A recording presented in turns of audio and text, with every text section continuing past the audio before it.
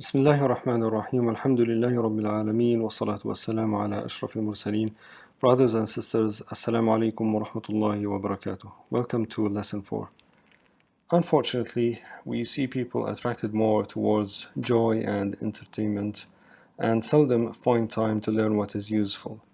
But I really trust that together we can break this and conquer YouTube and social media. We need more interactions with the challenge questions in the comments.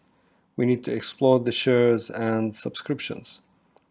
May Allah reward you with goodness. Let's start. Ala barakatillah.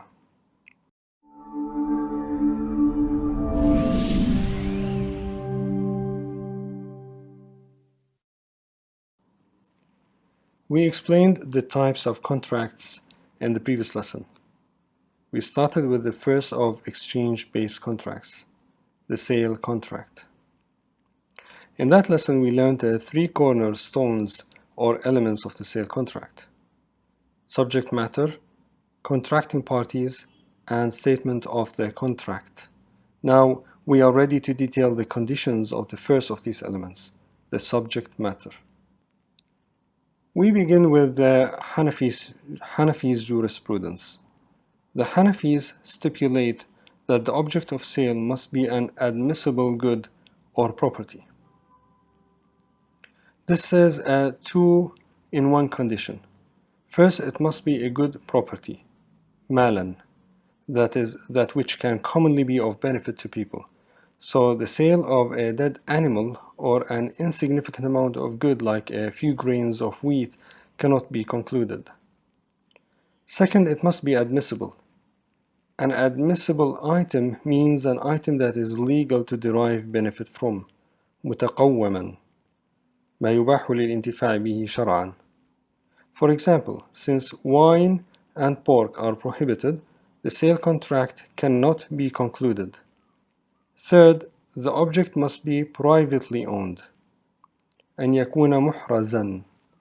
The sale of what is not owned by any person, like grass for public grazing, even if it exists on a privately owned land, cannot be concluded either. Fourth, the object must exist during contracting. So you cannot sell, number one, non-existing objects like the produce of a produce, example, selling the offspring of an offspring, or number two, objects that have a probability to exist but also are under risk of disappearing. For example, the embryo in a womb or milk in an udder. Fifth, the object must be deliverable during contracting. You cannot sell your car if it has been stolen unless it gets returned back to you. You cannot also sell a fish in the sea or a bird in the sky. The price, on the other hand, must be an existing,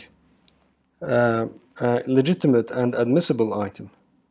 مالا قائما متقوما. We have already explained the meanings of these. Seventh, the object of sale and price are known beyond dispute. So it is not valid to sell first an unidentified object like saying a sheep in a herd, or an unspecified price like saying I will sell you according to its market price, or saying I will pay what is in my hands or what is in my pocket against the product. Hanafis also stipulate that the object of sale must be owned by the seller, or he must have authority over it.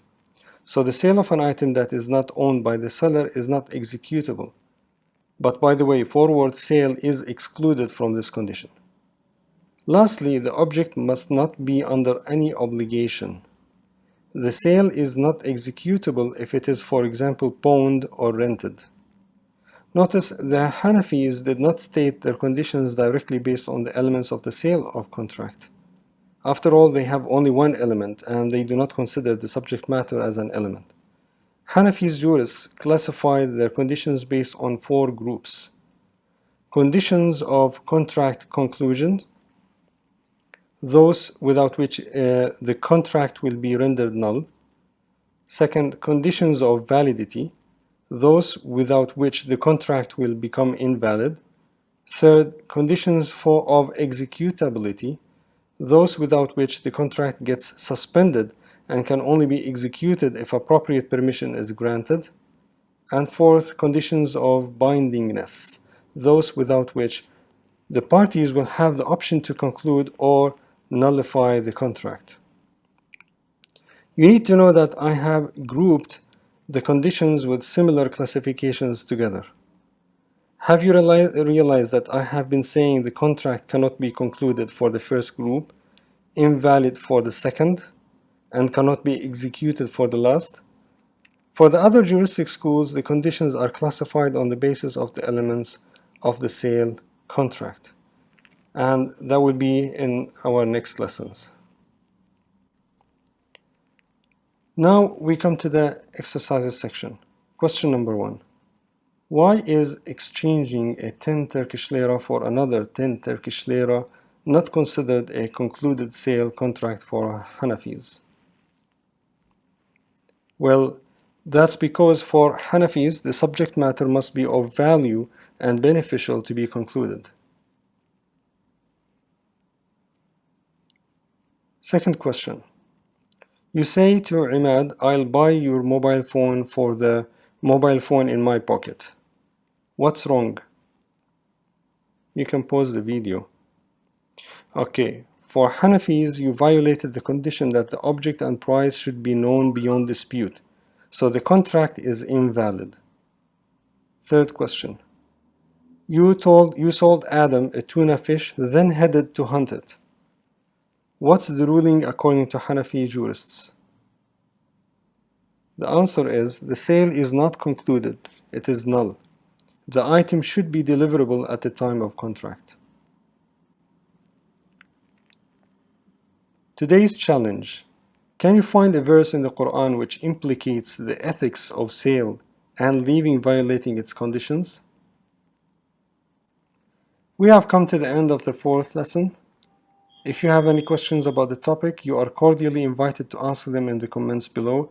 Let's explode YouTube with likes and shares. Sharing is great because our Prophet ﷺ said, the one who guides to goodness is like the one who makes it. الدال على الخير كفاعله. And if you haven't subscribed yet, then do so and activate the alarm so that you get notified when the next lesson is uploaded. Take care. في أمان الله. والسلام عليكم ورحمة الله وبركاته.